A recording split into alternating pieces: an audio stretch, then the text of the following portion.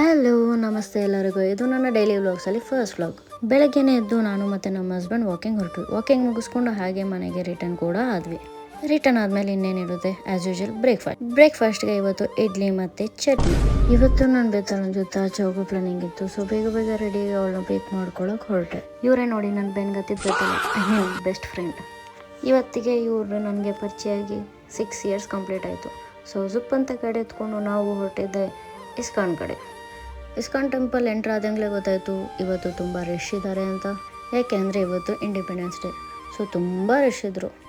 ಹಾಗೋ ಹೀಗೋ ಕಷ್ಟಪಟ್ಟು ಟೆಂಪಲ್ ಒಳಗಡೆ ರೀಚ್ ಆದ್ವಿ. ಆ್ಯಕ್ಚುಲಿ ಟೆಂಪಲ್ ಒಳಗಡೆ ಫೋನ್ ಅನ್ನೋದು ಅಲೋ ಇಲ್ಲ, ಬಟ್ ಆದರೂ ನಾವು ಬಿಡಲ್ವಲ್ಲ. ಯಾರಿಗೂ ಗೊತ್ತಿಲ್ದಂಗೆ ಸ್ವಲ್ಪ ವೀಡಿಯೋಸ್ನ ಕ್ಯಾಪ್ಚರ್ ಮಾಡ್ಕೊಂಡ್ವಿ. ಹೇಗೋ ಚೆನ್ನಾಗಿ ದೇವ್ರ ದರ್ಶನ ಮುಗಿಸ್ಕೊಂಡು ಆಚೆ ಬಂದ್ವಿ. ಆಚೆ ಫೌಂಟೇನ್ ನೋಡೋಕೆ ತುಂಬ ಚೆನ್ನಾಗಿದೆ. ಅಲ್ಲಿಂದ ಡೈರೆಕ್ಟ್ ಓರೆನ್ ಮಾಲ್ಗೆ ಹೋಗಿ ಬರ್ಗರ್ ತಿಂದು ಮನೆಗೆ ರಿಟರ್ನ್ ಆದ್ವಿ.